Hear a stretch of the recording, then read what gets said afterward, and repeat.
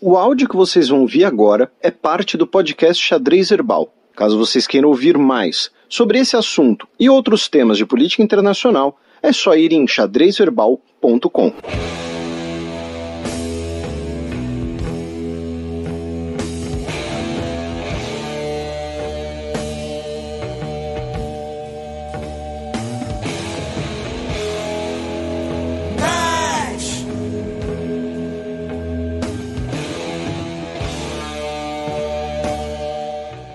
Bem, vamos fazer aqui um giro, né, pelo grande Oriente Médio, ou seja, não só ali o Oriente Médio tradicional, mas incluindo ali o Magrebe, o norte da África, que é justamente por onde a gente começa com a Líbia, né, já que o Califa Haftar, o principal comandante militar na Líbia hoje, que conta, né, com apoio oficial e extraoficial de diversos países, como o Egito e também a Rússia, ele declarou que controla mais da metade do território do país, que ele tem agora, né, um mandato popular e que ele aceita a vontade do povo de confiar-lhe a gestão dos assuntos do país nesta circunstância excepcional, né? Contra ele, do outro lado, está o governo em Trípoli, que é o governo reconhecido por vários outros países, especialmente nesse caso a União Europeia,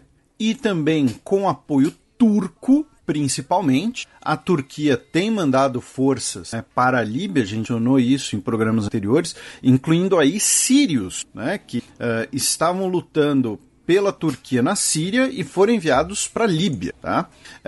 E aí o Califa Haftar declarou então que ele teria esse mandato popular, né, pelo controle de boa parte do país, menos ali justamente a região de Trípoli, parte ali da região costeira da antiga Tripolitânia, né, a região tem esse nome por conta do nome grego, né, da região, e os órgãos de Trípoli disseram que isso é um golpe, né, que só serve para encobrir as suas repetidas derrotas, e a União Europeia disse que vê com grande preocupação e tenta articular ali alguma espécie de acordo. Lembrando que o Califa Haftar, ele era um militar do governo líbio do Muammar Gaddafi. Então, ele, ao mesmo tempo que ele é rejeitado pelos setores, né, por parte dos setores, digamos assim, que lutaram contra o Gaddafi, ele, por conta disso, também tem um apoio de boa parte dos ex-militares do país, né? Ou seja, pensando aqui não apenas em políticos, em líderes regionais, mas pensando nos antigos militares e, digamos assim, tá, isso aqui é uma analogia, tá? Vou deixar isso aqui bem claro que não é uma coisa muito precisa, mas, digamos assim, nos setores mais nacionalistas líbios, né? Então, ele também tem uma base de apoio, ele não se trata apenas ali de um comandante militar, né? E o Califa Haftar teria proposto um cessar-fogo durante o Ramadã. E o governo de Trípoli disse que não aceita porque não confia, né, na oferta, não confia no Califa Haftar. Um lembrete que eu sempre faço, né, especialmente para os ouvintes mais novos. Califa, nesse caso, é o primeiro nome dele, tá? Não é Tito, tá? O nome dele é Califa, tá? Haftar. E o governo de Trípoli disse que não confia na oferta, não confia nele, que ele vai furar o cessar-fogo. Então, a situação na Líbia, ela tem, né, ido para essa direção de uma vitória militar do Califa Haftar, apoiado pelos países árabes, tanto que por isso que a Turquia aumentou a sua presença no país para deter esse avanço. Cruzando ali rapidamente, a gente vai para o Sudão, que né, o novo governo sudanês, o governo interino, declarou que vai banir a mutilação genital feminina e que casos desse tipo serão condenados a até 3 anos de prisão. Tá?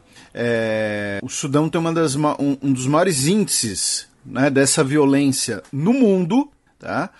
Segundo alguns estudos, algumas estimativas da Unesco e da Agência da ONU para a Mulher, cerca de 87% das mulheres sudanesas foram vítimas dessa violência quando crianças, né? Especialmente ali antes da puberdade.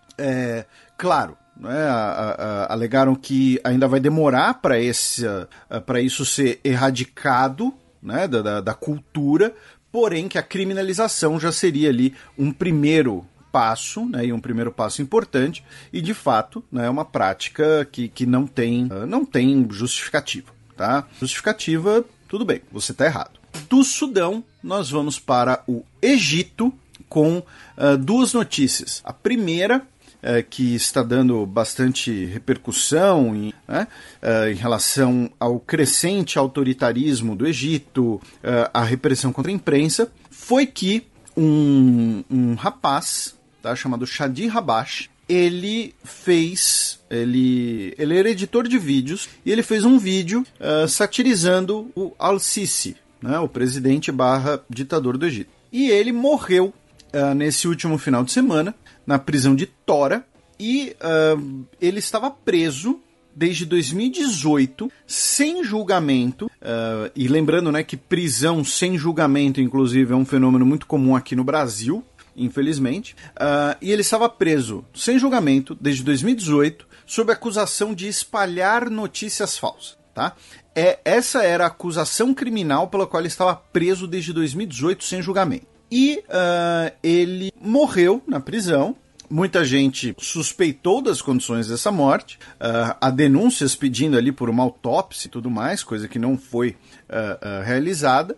E segundo a procuradoria, ele morreu porque ele bebeu água sanitária, confundindo água sanitária com água normal.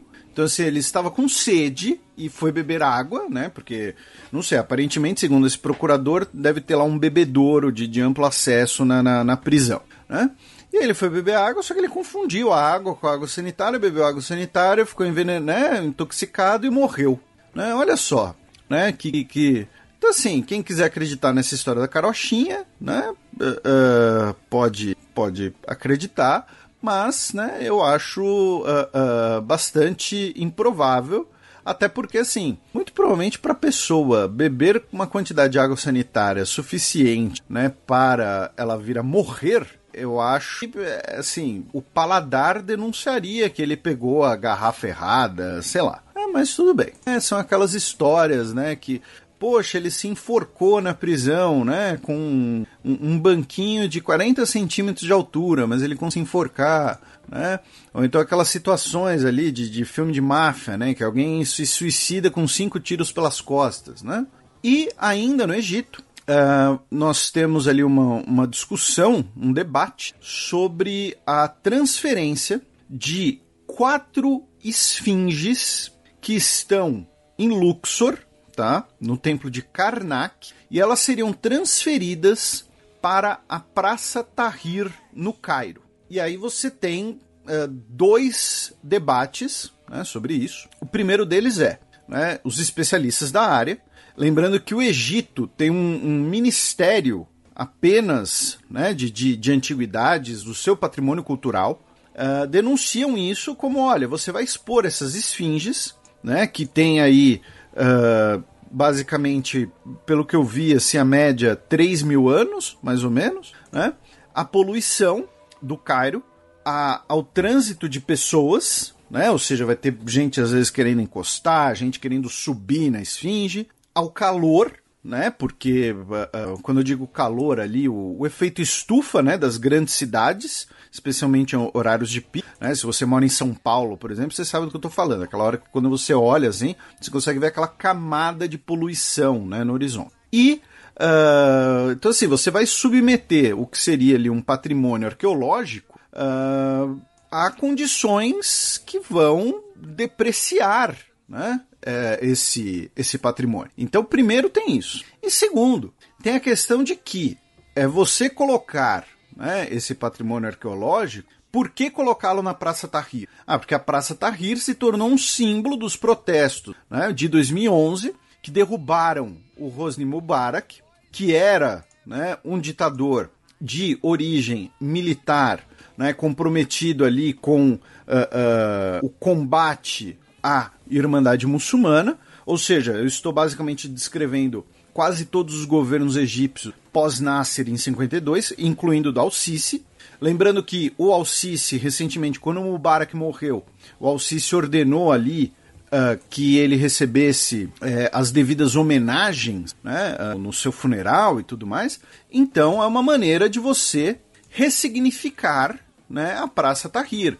Então, em vez de ela ser um lembrete ali dos protestos, você coloca lá uns símbolos arqueológicos para chamar a atenção das pessoas e tudo mais, né? Lembrando que a arqueologia não é só uma coisa ali curiosa para render filme de Indiana Jones. A arqueologia, ela tem significados políticos muito grandes, ela é uma ferramenta política, é uma ferramenta de política externa, inclusive. A gente falou disso há muito tempo atrás, né, aproveitando que estamos aqui nesse programa de 5 anos, com o nosso primeiro convidado, o arqueólogo Gustavo Mongeló, que hoje é professor universitário, é doutor professor universitário, né, para a gente ver aí os problemas do ensino mundial inclusive, porque ele é professor nem no Brasil, né? Então, tô brincando, um grande abraço para o Guilherme Mongeló, também conhecido como Gaúcho, e aí eu vou resumir isso, né, numa frase da nossa querida Márcia Jamili, tá, do canal Arqueologia pelo Mundo, que ela fala de egiptologia.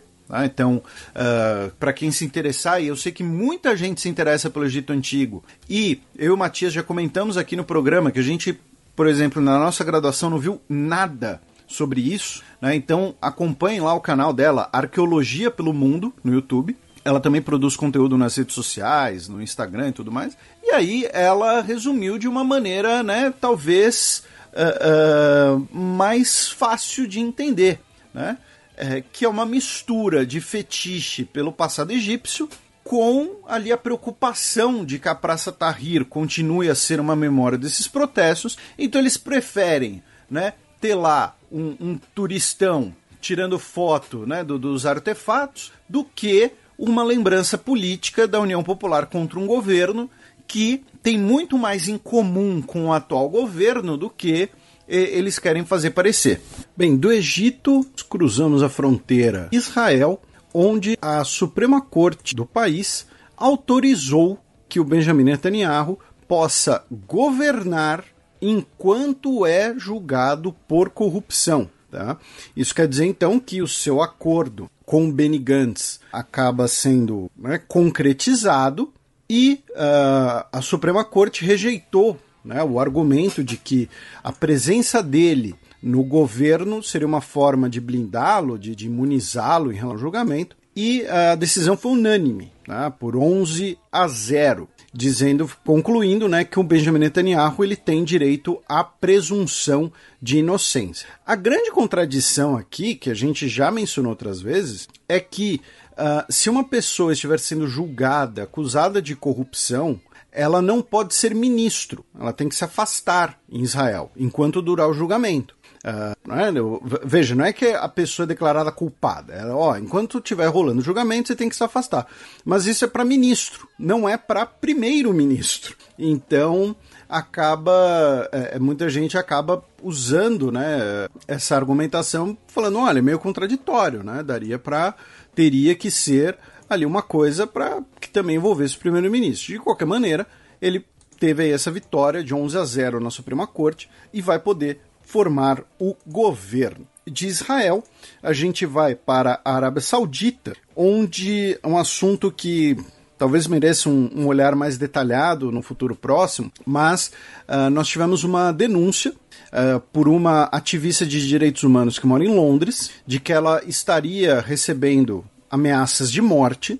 Tá? Ela se chama Alia Abutaya Al-Hati, ela é de uma tribo, a tribo Huaita, que vive na região entre Arábia Saudita e Jordânia, e eles vivem na região onde o governo saudita quer construir, né, a mega cidade planejada de Neom, que vai ser ali o cartão de visitas, né, o cartão postal do plano da Visão 2030 da Arábia Saudita, do MBS, né, para modernização da economia, para geração de empregos fora da indústria do petróleo. E, né, como parte desse grande projeto, teria a construção dessa mega cidade E para isso eles estão expulsando essas pessoas de suas terras ancestrais, digamos assim.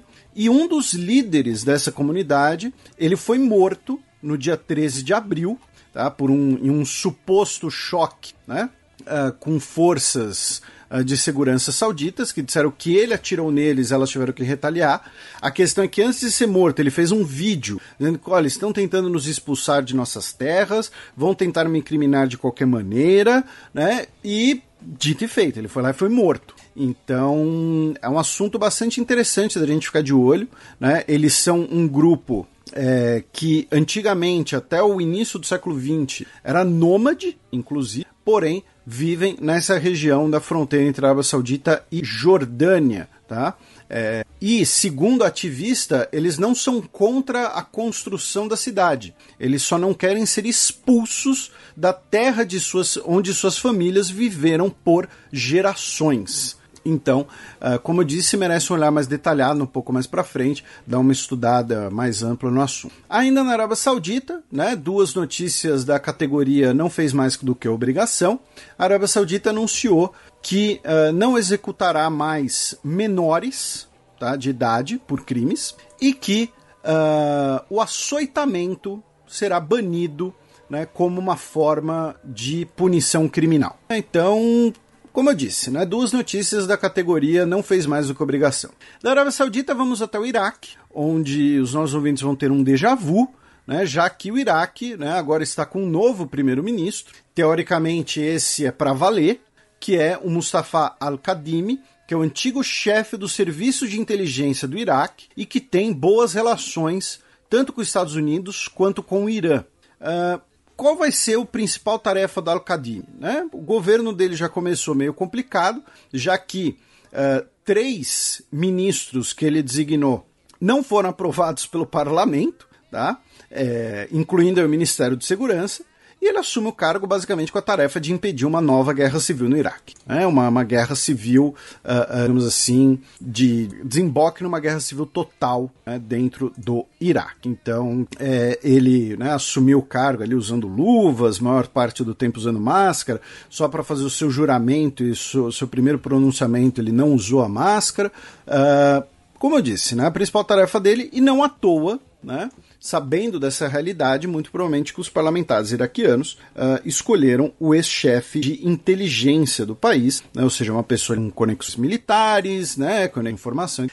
E também no Iraque, né, nessa última semana, no dia 2 de maio, tivemos um ataque do Daesh contra integrantes de uma milícia iraquiana pró-Irã, na cidade de Samarra, tá? Que fica a 125 quilômetros de Bagdá, ao norte. Samarra é muito conhecida por conta da sua grande mesquita, né, que tem uma torre em espiral, né, que é um minarete, né, em espiral, que é patrimônio cultural da humanidade, enfim, e foi capital do Califado Abássida. Então Samarra é uma cidade muito importante do ponto de vista histórico, do ponto de vista de patrimônio arqueológico, e quem sabe, né, um dia, né, daqui a sei lá quanto tempo, quem sabe consigamos visitar, né, a cidade de Samarra. De qualquer maneira, tivemos esse ataque do Daesh que deixou cerca de 10 integrantes dessa milícia xiita pró-Irã mortos no dia 2 de maio. Do Iraque a gente vai para os Emirados Árabes Unidos, onde um arranha-céus na cidade de Sharjah pegou fogo, né? Foi um incêndio assim, a imagem as imagens são meio chocantes. Felizmente, surpreendentemente, aparentemente não teve mortos, tá? Apenas pessoas feridas, porém um prédio de 49 andares, tá? Que ficou assim, completamente queimado, tá? E Sharjah faz parte ali da região de Dubai, uma cidade do lado de Dubai, uma cidade relativamente importante para a economia dos Emirados Árabes Unidos, para a economia da região.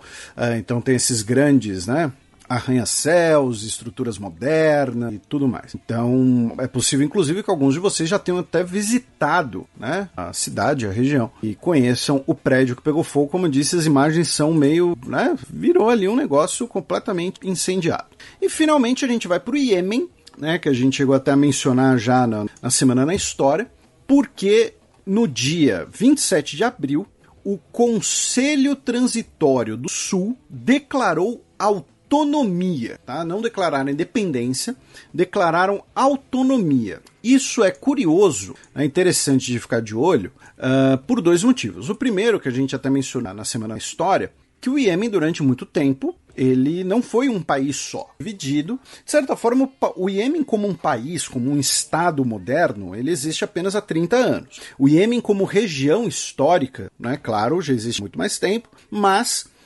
ele foi dividido na prática desde o início do século XIX, com a presença britânica que cria ali o Protetorado de Aden, né, para controlar a entrada do Mar Vermelho.